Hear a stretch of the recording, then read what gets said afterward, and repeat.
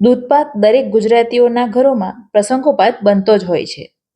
પણ આજે આપણે મલાઈદાર, જાડો અને ટેસ્ટી દૂધપાક માત્ર 15થી 20 મિનિટમાં જ બનાવીશું.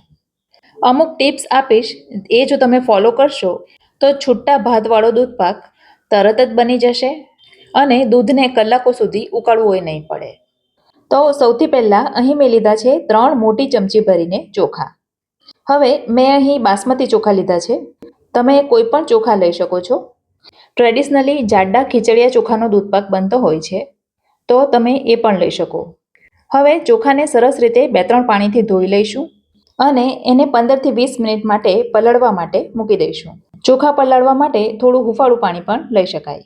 હવે અહીં મેં એક જાડા તળિયાવાળું વાસણ લઈ લીધું છે કે જેમાં આપણે દૂધને ઉકાળીશું. આ કઢાઈમાં આપણે સૌથી પહેલાં ઘી લગાવી દઈશું. આ રીતે કરીશું એટલે દૂધ એકદમ નીચે ચોંટશે નહીં અને નીચે ભેગું નહીં થઈ જાય. હવે આ કઢાઈને ગેસ ઉપર મૂકી દઈશું. હવે અહીં મેં લીધું છે 1 લીટર ફૂલ ફેટ દૂધ. તમે મલાઈ ઉતારેલું અથવા તો લો કેલરી દૂધ પણ લઈ શકો છો, પણ સરસ મલાઈદાર અને જાડો દૂધપાક બનાવવો હોય તો કાચું દૂધ લો તો સારું. હવે દૂધને ગરમ થવા માટે મૂકી દીધું છે. ફ્રેન્ડ્સ, મારા વિડીયો તમને ગમતા હોય અને મારી ચેનલને તમે હજી સુધી સબસ્ક્રાઇબ ન કરી હોય તો પ્લીઝ જલ્દીથી સબસ્ક્રાઇબ કરી દેજો. હવે દૂધ થોડું હુંફાળું થાય એટલે એમાંથી 1 વાડકી ભરીને દૂધ આપણે અલગ કરી લઈશું. હવે બીજી 1 વાડકી લઈ એમાં પણ 1 ચમચો દૂધ આપણે અલગ લઈ લઈશું અને બાકીનું જે દૂધ છે એને ગરમ થવા દઈશું.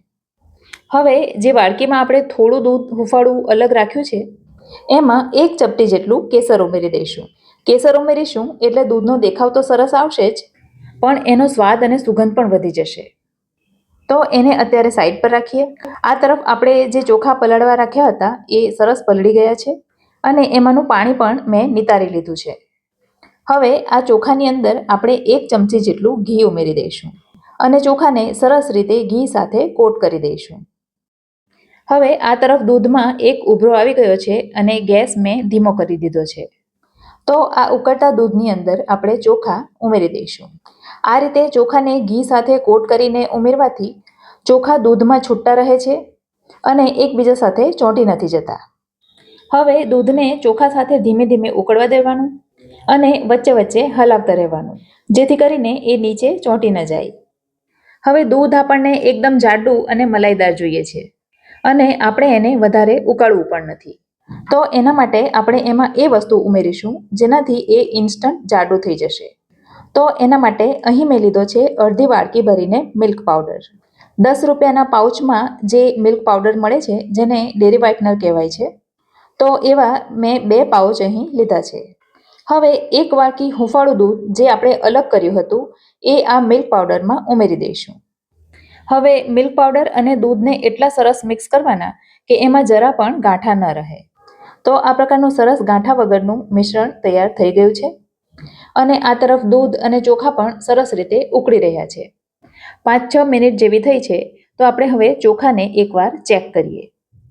તો આ રીતે એક દાણો ચોખાનો દબાવીને જોઈએ તો તમે જોઈ શકો છો કે ચોખા 50% જેટલા કૂક થયા છે. બસ, તો અડધા જેવા ચોખા ચડે એટલે જે મિલ્ક પાવડરવાળું દૂધ છે એ આપણે અંદર ઉમેરી દઈશું અને સાથે જ કેસર જે આપણે દૂધમાં પલાળીને રાખેલું હતું એ પણ ઉમેરી દઈશું. હવે દૂધને ફરી પાછું ધીમા તાપે ઉકળવા દઈશું, જેથી મિલ્ક પાવડર પણ સરસ રીતે દૂધમાં ઉકળી જાય અને કેસરનો રંગ પણ દૂધમાં સરસ રીતે મિક્સ થઈ જાય. થોડી વાર થઈ છે અને તમે જોઈ શકો છો દૂધની ઉપર સરસ મલાઈ બાજવા માંડી છે. હવે આપણે દૂધને ચોખા ચડી જાય ત્યાં સુધી ઉકાળવાનું છે. હજી ખાંડ ઉમેરવાની બાકી છે, પણ એ આપણે અત્યારે નથી ઉમેરવાની. કેમ નથી ઉમેરવાની એ હું તમને આગળ જણાવું છું. તો હવે તમે જોઈ શકો છો આંગળીથી આપણે આ રીતે એક દાણો દબાવીએ તો સરસ એ સોફ્ટ છે. એનો અર્થ એ છે કે હવે ચોખા સરસ ચડી ગયા છે. ગેસ ધીમી આંચ પર ચાલુ જ છે અને હવે આપણે એમાં ખાંડ ઉમેરીશું. તો મેં અહીં 6 મોટી ચમચી જેટલી ખાંડ ઉમેરી છે. એનાથી સારું એવું ગળ્યું દૂધ તૈયાર થઈ જશે. જો તમે થોડું મોડું ખાતા હો તો ઓછી ખાંડ ઉમેરવાની. ખાંડને હંમેશા ચોખા ચડી જાય ત્યાર પછી જ ઉમેરવાની. જો ચોખા કાચા હોય અને આપણે અંદર ખાંડ ઉમેરી દઈએ તો ચોખા પછી સરસ રીતે સોફ્ટ નથી થતા અને કડક રહે છે.